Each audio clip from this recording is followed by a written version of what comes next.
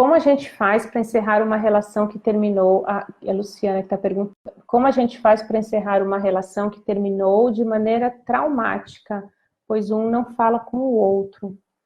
Quando a gente faz esse movimento, Luciana, é um movimento de alma, né? É um movimento de enxergar que a culpa não é do outro, né? A responsabilidade é dos dois.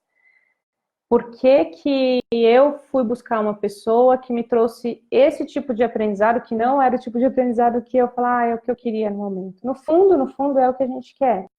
Mas a gente não sabe por quê. De novo, às vezes a gente está equilibrando histórias do nosso sistema, às vezes a gente está identificado com outras pessoas do nosso sistema. Então, quando eu olho para o outro e falo, poxa, você que está aqui, você trouxe exatamente o que eu precisava para aprender, aí você consegue libertar o outro também, de culpa, de raiva, de tudo. E aí você fala, não, mas o outro foi muito sacana, o outro fez muita coisa ruim, não dá para aceitar. Bom, ele também tem um aprendizado deles, nunca é a culpa de um ou de outro, né? O outro fez tudo o que ele fez porque você permitiu também. Então, assim, é um olhar de protagonista mesmo, né? Eu sou protagonista da história, eu não sou vítima. Eu escolhi ficar nessa relação por alguma razão. A relação foi se deteriorando e eu fui deixando e foi ficando, foi acontecendo. Como que eu faço para encerrar isso, né? Eu olho realmente com amor a dificuldade de fazer isso, né? Eu falo, mas a dificuldade de fazer isso. Eu olho com amor, quando eu olho com amor, sabendo que são pessoas comuns, que têm as suas falhas e que têm as suas coisas boas, né? Assim como eu tenho as minhas falhas e tenho as minhas coisas boas, aí eu consigo agradecer. O primeiro passo é a gente olhar com amor, sabendo que as pessoas comuns, nos seus emaranhados e todas as questões, tá? Não é fácil. Ju, não consigo me encontrar profissional, deve ser profissionalmente, né? De que maneira posso olhar para o sistema e identificar algo? J. Sou, que escreveu. A gente pode, e aí, acho que semana passada, né, eu fiz uma live falando sobre, eu não sei porque eu tenho falado toda semana aqui, é tão gostoso conversar com vocês, mas assim, quando a gente tem alguma questão profissional, ou o que eu estou dizendo hoje, assim, né, a gente não sai do lugar, a gente pode estar identificado com a história de alguém. Profissionalmente, muitas vezes, se a gente for olhar para o nosso sistema familiar, para os nossos ancestrais, existiram pessoas que queriam estudar alguma coisa e não podiam, não tiveram chance. A gente vai lá e a gente estuda exatamente o que essa pessoa que a gente está identificado lá atrás queria estudar. E quando a gente depois estuda e vai trabalhar, a gente fala, nossa, mas não tem nada a ver comigo, não é o que eu quero. Aí a gente muda para outra coisa, e muda para outra coisa, e às vezes a gente fica dando círculos profissionalmente e não consegue encontrar o nosso lugar. Por isso é tão importante o autoconhecimento, é tão importante eu olhar e falar assim, o que eu gosto de fazer de fato, o que me dá prazer, né? Então, muitas vezes a gente está, assim, identificado com alguém, algum ancestral, e a gente está dando um lugar para ele de uma maneira desordenada, porque de fato a gente é menor, a gente nunca vai conseguir resolver algo que ele não conseguiu fazer lá atrás, mas é por amor, a gente faz isso desordenadamente, a gente tenta dar lugar e aí a nossa vida profissional não segue. Então, a gente pode também olhar para esse ancestral, né? Tem um exercício legal, que é você fazer uma árvore genealógica da sua família e começar a entender o que cada um fez, quando a gente olha profissionalmente, né? O que foi feito profissionalmente, o que as pessoas fizeram, o que elas queriam fazer e não podiam fazer. E aí a gente, às vezes, encontra essas respostas. E quando a gente percebe, né, quando a gente encontra essas respostas, a gente pode olhar de novo com amor, com carinho, né, e falar, olha, eu amo você, né, eu dou um lugar a você, e agora eu sigo com a minha escolha.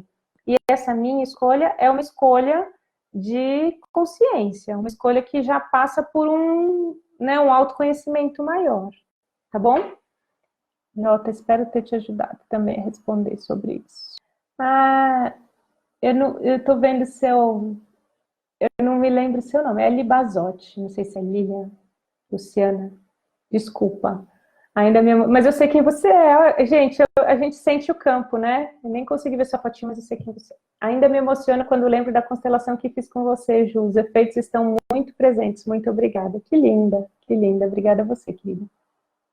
Ju, não sei como colocar valor ao meu trabalho. Quem perguntou foi a Cláudia. Quando a gente não consegue cobrar, a gente está se colocando no lugar de mãe. Mãe que dá sem esperar nada em troca, né? Então, você faz isso, a Cláudia colocou isso, muitas vezes para se aproximar, muitas vezes não, muito provavelmente para se aproximar da sua mãe. Então, deve existir algum olhar ainda que você precisa fazer para sua mãe, para incluí-la, para que você não precise exercer esse papel de mãe para os seus clientes. Clientes são clientes, né? Então, existe inclusive a troca. É necessário existir a troca, porque senão é uma relação desequilibrada mesmo, e a gente sabe como é importante o equilíbrio de troca, né? Senão as relações não crescem, não vão para frente, tá bom? Adoro seus vídeos, gratidão, gratidão a você, querida. A Lu, vejo muito isso nos meus atendimentos de coaching vocacional. Pois é, Lu, a gente vai seguir... Lilian, é isso mesmo, Lilian, respondeu. A gente, querida, foi muito, muito gostosa a sua constelação mesmo.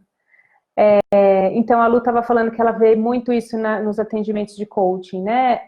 A gente, muitas vezes, repete os antepassados sem nem saber. E aí, quando a gente faz um coaching vocacional, eu vou olhar e falar assim, pô, o que eu quero para mim, para o meu crescimento? Não sei, porque eu segui um pouco daquilo, né? Então é muito legal a gente fazer um processo de autoconhecimento profundo, tá? Poderia passar algum exercício sistêmico para deixar de seguir algum antepassado profissionalmente? A Sirlene está perguntando. Então, quando a gente olha com amor, a gente dá lugar, né? Agora, essa questão de um exercício ou de como a gente fazer isso, na verdade, a gente está no nosso lugar de fato de alma. Lembra que eu falei no comecinho aqui da transmissão, né? A gente segue aqui na superfície e a nossa alma está em outro lugar. Quando a gente se encontra e fala, poxa, agora eu entendo onde está a minha alma, eu entendo qual né, o lugar que eu estou presa, os meus emaranhamentos, agora eu vejo tudo isso, aí sim eu consigo dar lugar para todo mundo que veio antes, eu consigo dar lugar para todas essas questões. Mas esse exercício de eu estar no meu centro, de eu perceber de fato onde eu estou, de eu perceber... Também outro exemplo que eu dei bobo, né? Às vezes eu olho para a cara de alguém e não vou com a cara de alguém. Por que isso, né? Quando eu percebo o porquê, o que tem por trás, quem que eu estou honrando no meu sistema, aí eu posso olhar com amor e acolher. O exercício é sempre olhar com amor e acolher. É difícil a gente chegar nesse estado, mas se a gente faz meditação sempre, se a gente tem uma consciência grande, né, do que a gente gosta de autoconhecimento mesmo, a gente vai cada vez mais seguindo, né, e se identificando com a nossa identidade mesmo. Então, o que eu tinha falado do fazer árvore genealógica, por exemplo, é um modo de começar, e a gente começar a conhecer mais o nosso sistema para conhecer mais a gente mesmo, conhecer a nossa origem e conhecer mais a gente mesmo, tá? Acho que é um bom começo, assim, uma dica de um exercício. O que mais que eu vi aqui? Nossa, Ju, apenas, J. Sol, né, que eu tinha respondido. Nossa, Ju, apenas uma das filhas do meu avô teve a oportunidade de estudar, gerando uma mágoa nas outras irmãs. Muito obrigada. Tá vendo? É isso mesmo, gente. Quando a gente conhece a nossa história, tem também uma frase do Bert, né? Se a gente não conhece a nossa história, a gente tende a repeti-la. Então, quando a gente começa a conhecer a nossa história, a gente vai evoluindo o sistema como um todo, né? Gente, eu quero lembrar, de novo, agradecer vocês aqui.